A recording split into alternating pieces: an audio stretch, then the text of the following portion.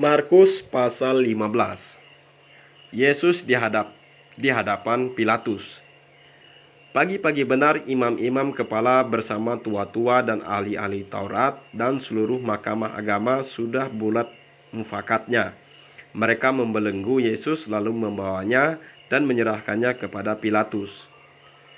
Pilatus bertanya kepadanya, "Engkaukah raja orang Yahudi?" Jawab Yesus, "Engkau sendiri mengatakannya." Lalu imam-imam kepala mengajukan banyak tuduhan terhadap dia. Pilatus bertanya pula kepadanya, katanya, "Tidakkah engkau memberi jawab? Lihatlah betapa banyak tuduhan mereka terhadap engkau." Tetapi Yesus sama sekali tidak menjawab lagi, sehingga Pilatus merasa heran. Telah menjadi kebiasaan untuk membebaskan satu orang hukuman pada tiap-tiap hari raya itu menurut permintaan orang banyak. Dan pada waktu itu adalah seorang yang bernama Barabas sedang dipenjarakan bersama beberapa orang pemberontak lainnya. Mereka telah melakukan pembunuhan dalam pemberontakan. Maka datanglah orang banyak dan meminta supaya sekarang kebiasaan itu diikuti juga. Pilatus menjawab mereka dan bertanya, "Apakah kamu menghendaki supaya kebebasan raja orang Yahudi ini?" Ia memang mengetahui bahwa imam-imam kepala telah menyerahkan Yesus karena dengki. Tetapi imam-imam kepala mengasut orang banyak untuk meminta supaya Barabaslah yang dibebaskannya bagi mereka.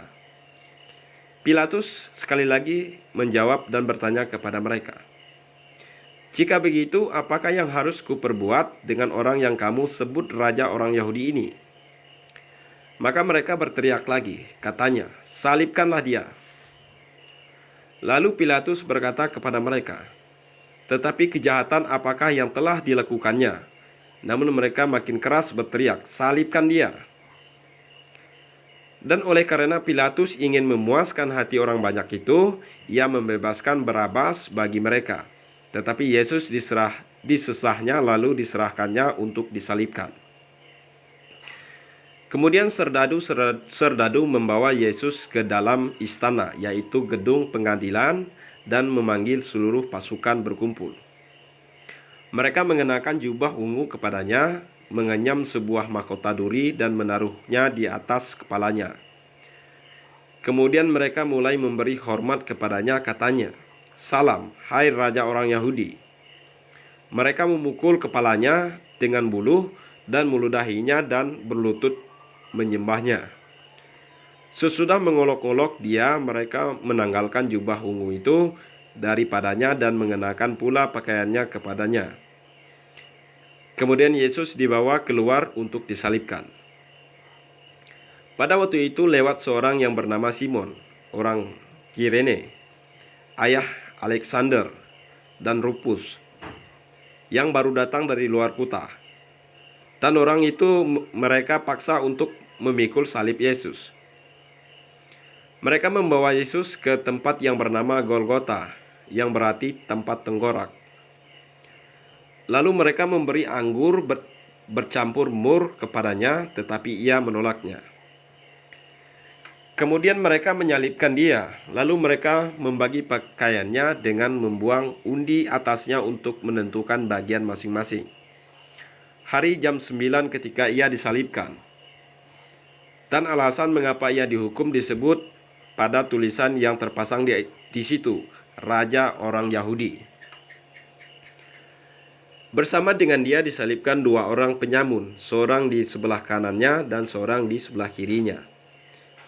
Demikianlah genaplah nas Alkitab yang berbunyi, "Ia akan terhitung di antara orang-orang durhaka."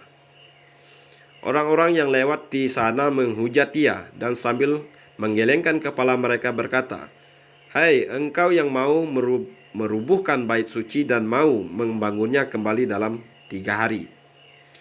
Turunlah dari salib itu dan selamatkan dirimu." Demikian juga imam-imam kepala bersama-sama ahli Taurat mengolok-olok dia di antara mereka sendiri dan mereka berkata, "Orang lain ia selamatkan, tetapi dirinya sendiri tidak dapat ia selamatkan. Baiklah, Mesias, Raja Israel itu, turun dari salib itu supaya kita lihat dan percaya. Bahkan kedua orang yang disalibkan bersama-sama dengan dia mencela dia juga. Pada jam 12, kegelapan meliputi seluruh daerah itu dan berlangsung sampai jam 3. Dan pada jam 3 berserulah Yesus dengan suara nyaring, "Eloi, Eloi, lama sabachthani," yang berarti, "Allahku, Allahku, mengapa engkau meninggalkan aku?" Mendengar itu, beberapa orang yang berdiri di situ berkata, "Lihat, ia memanggil Elia." Maka datanglah seorang dengan bunga karang, mencelupkannya ke dalam anggur asam, lalu mencucukkannya pada sebatang buluh dan memberi Yesus minum, serta berkata, "Baiklah, kita tunggu dan melihat apakah Elia datang untuk menurunkan dia." Lalu berserulah Yesus dengan suara nyaring dan menyerahkan nyawanya. Ketika itu tabir bait suci terbelah dua dari atas sampai ke bawah. Waktu kepala pasukan yang berdiri berhadapan dengan dia melihat matinya demikian, berkatalah ia, "Sungguh orang ini adalah anak Allah." Ada juga beberapa perempuan yang melihat dari jauh, diantaranya Maria Magdalena, Maria ibu Yakobus muda dan Yoses, serta Salome. Mereka semuanya telah mengikut Yesus dan melayannya waktu ia di Galilea. Dan ada juga di situ banyak perempuan lain yang telah datang ke Yerusalem bersama-sama dengan Yesus.